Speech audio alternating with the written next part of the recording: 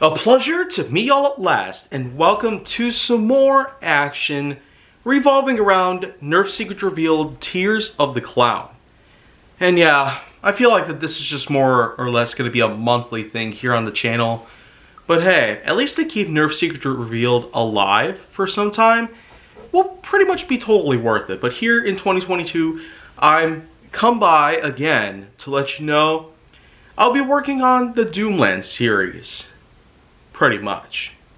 And I feel like that because of how short it ran, it probably wouldn't have mattered too much. Yet there are plenty of blasters for me to work with. At the same time, of course, I'm also talking about all of the different re-release timings, including the big resurgence in summer 2019, which was the main reason how I was able to get my hands on a lot of the blasters myself. And eventually, well, put together videos of them individually. But here we are again. The tier list is right there, waiting to be filled out with whatever blasters I pick out.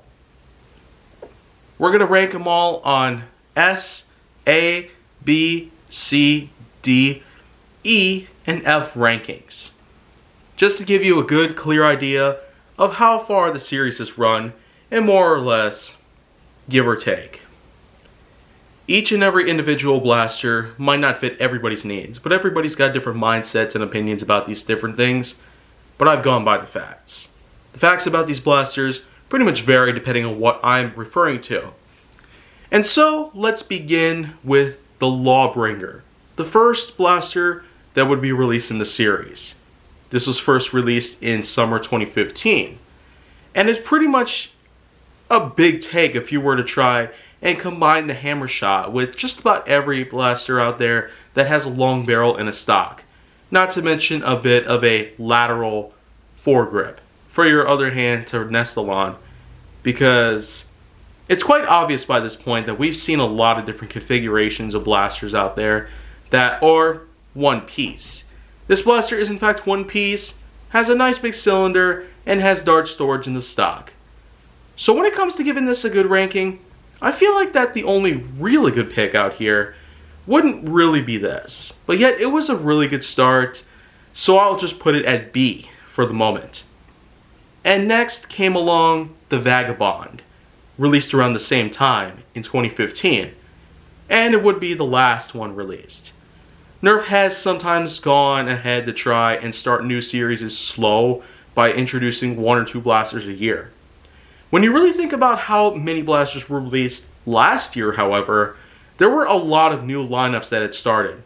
Dino Squad, Mega XL, Curve Shot, and the Hyper series. And so, they were able to release 3 blasters at a time with these series. And here in 2022, we are in fact getting ourselves an AccuStrike Strike Rival hybrid lineup, which, I mean, if that's how they're going to reincarnate the rival line, it's just up to them at this point.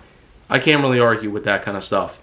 But the Vagabond is pretty much like the rough cut in any way. If you were to combine it with a Maverick or Strong Arm kind of cylinder, and a bit of a different design overall. It's a pretty good blaster, not super great by any means.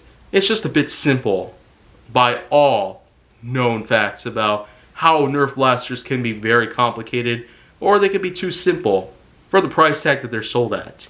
And so because I actually bought this one first, it felt like a bit of a different direction over time.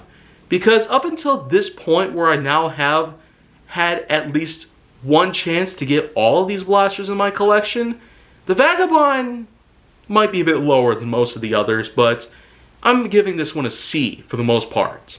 Just because it's still a good blaster, but just not necessarily as high of a significance or as high of a ranking as most of the others. That's just my take on it. And then we're going to move on to 2016 with the Double Dealer. This was one of those blasters where you can install 2 clips at once. Certainly not the first example out there, especially looking at other blasters that we've seen in those years, like the Rhino Fire, which was incredible for the time that it was released in. The flagship of the Elite XD series certainly did prove a lot of points. Yet the Double Dealer probably falls a bit. And I really ought to mention that, real quick, mine had a bit of a malfunction into it. Sometimes the priming mechanism, which is the small handle beneath the blaster, which is in fact protected by a handguard, it sometimes got jammed for some reason. And of course, I eventually found out that by allowing the release button, which is supposed to clear up jams in the magazine wells, not necessarily in the pump, but by any means, my double dealer in particular might not have been the best model I could have picked up. Yet I feel like that for the price I was able to get out of it on eBay.com, it certainly did give me something to look forward to. Don't always trust the cheapest source that you can buy from. The only thing that would be worth would be the very small amount of money you pay towards them. But the more the money, then the more the quality that you might expect to get. Or sometimes it could be the exact opposite. Yet I do feel like that the double dealer was one of those that were just full of good intentions. And so, being that it had exclusive magazines, and it also had itself a bit of other things out there that set apart from most other blasters of the year 2016, I'm probably giving this one a C as well.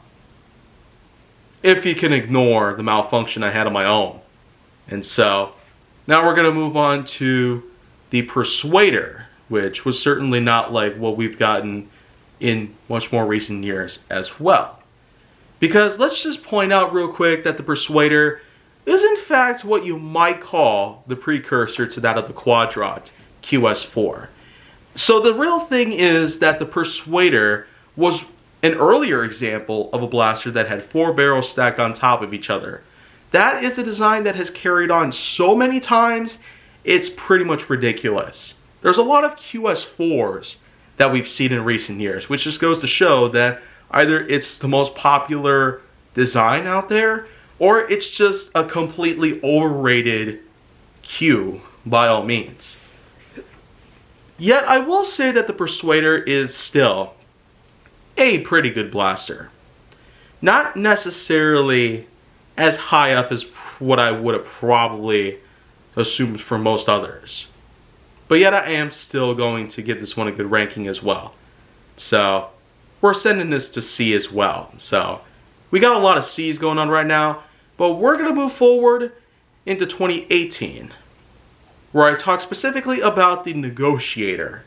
And so the Negotiator is pretty much what I consider to be one that is in fact better than the likes of most others that I've talked about so far. And it is an incredible blaster, to say the least. And when you really think about blasters that have hammer action, this one is certainly not much different than the likes of ones out there, including the Lawbringer and Persuader, two other blasters of its kind. Not to mention that Zombie Strike Hammer Shot, which as we know have been reskinned 3 times in 2020, and a few others even that we've also seen in recent years. But the Negotiator, having an 8-dart cylinder, having a tack rail, and having a bit of a lateral foregrip similar to the Lawbringer, is more or less just a bit of a good way to say that it's a micro-sized version of the Lawbringer, a bit of a more portable version that seems to have a bit more of a compact design to make it seem like you could carry it around anywhere, or even if your pocket is big enough to hold it. Sure, there's probably no way that that's happening, but still. You really gotta think about the many things out there when considering different blasters. And so the Negotiator, I feel like, simply outclasses the likes of most of the others that I've talked about so far. So I'm setting this one to A. Yeah, it's that good of a blaster. And now we're going to move on to what is considered the biggest of the biggest in terms of the Doomlands series. The Judge. And yes, that is its name. The Judge. And so, in any case, I really do feel like that this blaster, apart from having the name like The Judge, it doesn't really just say Judge, it says The Judge. The is apparently part of the name, but if we can get past that, then well, all it pretty much is, the way I see it, is a shotgun blaster that has several wells that can fit up to 3 darts each. And so if you did yourself the math, you'd have a large amount of darts you're carrying with you at once. But then again, considering how each of these wells produce a nice shotgun scatter blast, you could easily go through all of the darts at once, and so you'd have to spend a lot of time reloading. And that could just kind of goes to the point where you really gotta wonder exactly how practical should your blaster be. Are there points in time where you're using different dart types out there? Like, is your blaster the only one that uses elite darts? Whereas other people are using mega darts, ultra darts, bolts, arrows, missiles, etc.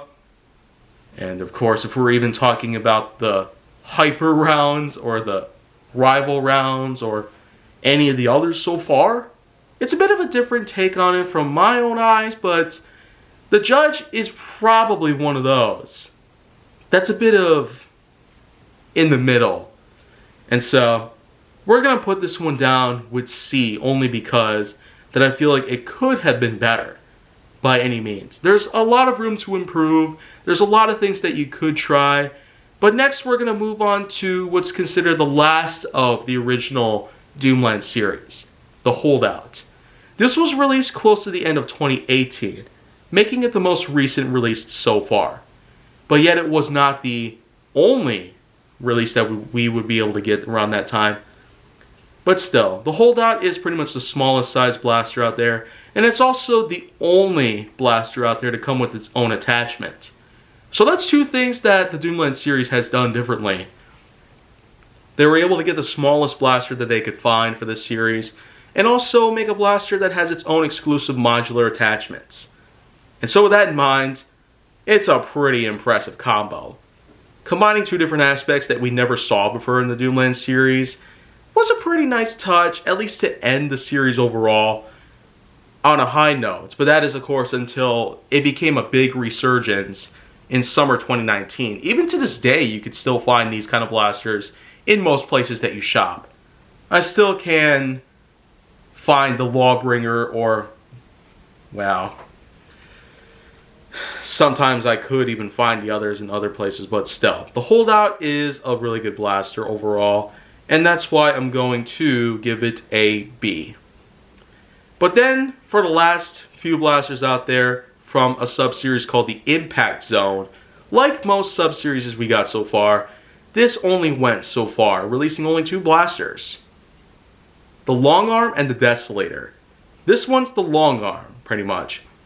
It's just simply a Spectre that has itself a cylinder and a slide on top, a long barrel, and a little lateral hand grip. So it seems that the Doomlands' biggest thing out there relating to design are the lateral hand grips, in which there are these little pieces that are stuck underneath to make it look like you could rest your hand underneath comfortably.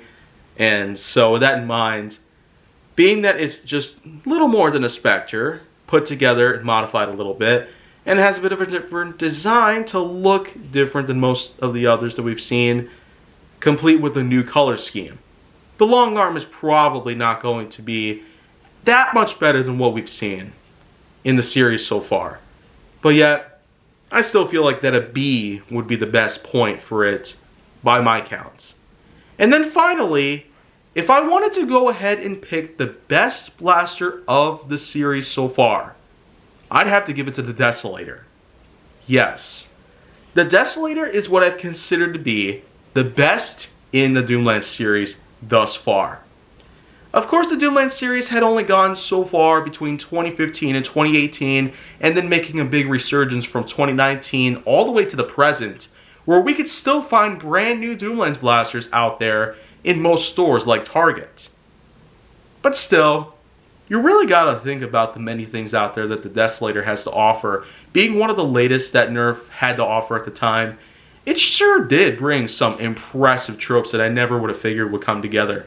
First of all, it's got motorized action like no other, because it's one of the only blasters out there that we've seen that has motorized action, or at least action that relates to battery power. And I will say, at least for something that acts a bit like a Strife, but is as compact as possible, it's pretty much the slimmest profile that I might have ever had when it comes to a Nerf blaster. I mean, it's so slim, it's almost like if you took the profile of the N-Strike Jolt, and if you decided to keep it that exact width throughout almost the entire length of the blaster. That is just unbelievable right there. How does Nerf pull something like that off? Well, I mean, that's a bit of a rhetorical question. But in any case, it's still an amazing idea to make it as slim as possible for compactness. And in addition to that, it has its nice own 10-dart banana magazine, which is specifically color-coded as well as molded, shaped, and designed to fit the Desolator. But you could use it with other blasters if you felt like it. The one thing especially that's amazing about this banana magazine in general is the fact that it easily slides down and has probably the smoothest feel when it comes to insertion or ejection from a blaster. Ever. It is just incredible by any means. And it's kind of a shame that I've actually had to let this thing go, because I really do feel like that this one actually does not only qualify for the top 15 best Nerf blasters I've ever owned video, which if you remember I did a while ago, well, I'll say that I've since done another top 15 best Nerf blasters I've ever owned video, and that just goes to show that the amount of Nerf blasters that I get every single year really has a bit of an effect on me at an emotional level, because I could never make this kind of stuff up.